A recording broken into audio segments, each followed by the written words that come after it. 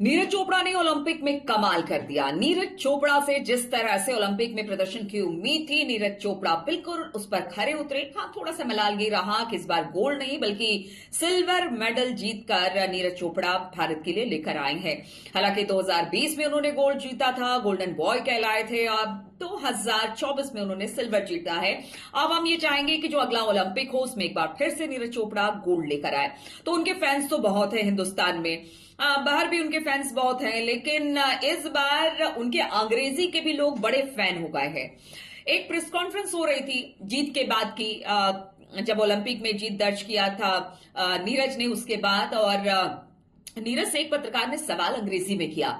उसके बाद नीरज ने कहा, क्या मुझे इसका जवाब अंग्रेजी में देना पड़ेगा? पत्रकार ने कहा, क्यों नहीं, आप अंग्रेजी में जवाब दीजिए। उन्होंने कहा, टफ जोक। जरा सुनाते हैं पहले वो आपको कि क्या उन्होंने कहा, और उसके बाद फिर हम बताएंगे कि किस तरह से आप लोग नीरज के इस अंग्रेजी के फैन हो गए हैं। Neeraj, do you want to comment on that? Okay. In English? Please. Yes. It's a hard job. Yes, first of all, it's really good for our countries because javelin was not that popular in India and Pakistan and also in Grenada because Anderson did really well for his country too.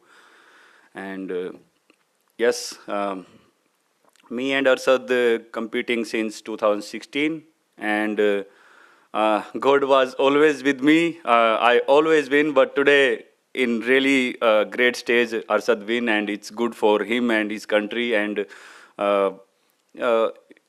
I appreciate him because he did really hard work, and if someone do hard work and do really good, if he threw really well, so we have to, because we know how much hard work we did and how much effort we have to give with throw. So it's good for Pakistan, and also in India now more athlete will come and they will pick the javelin, and already it's too famous. Javelin is too famous in both countries, and in future maybe some more athlete will come and yeah, they will throw far. तो आपने सुना नीरज का ये अंदाज कि किस तरह से फर्राटेदार अंग्रेजी नीरज बोल रहे हैं, और अब नीरज के अंग्रेजी के भी लोग कायल हो गए। यानी कि जो क्यूटनेस नीरज के पास थी, उनके खेल में जो धार थी, अब उनके अंग्रेजी में भी वो प्यार लोगों ने दिखाया है और लोगों को नीरज की अंग्रेजी बड़ी पसंद आई है।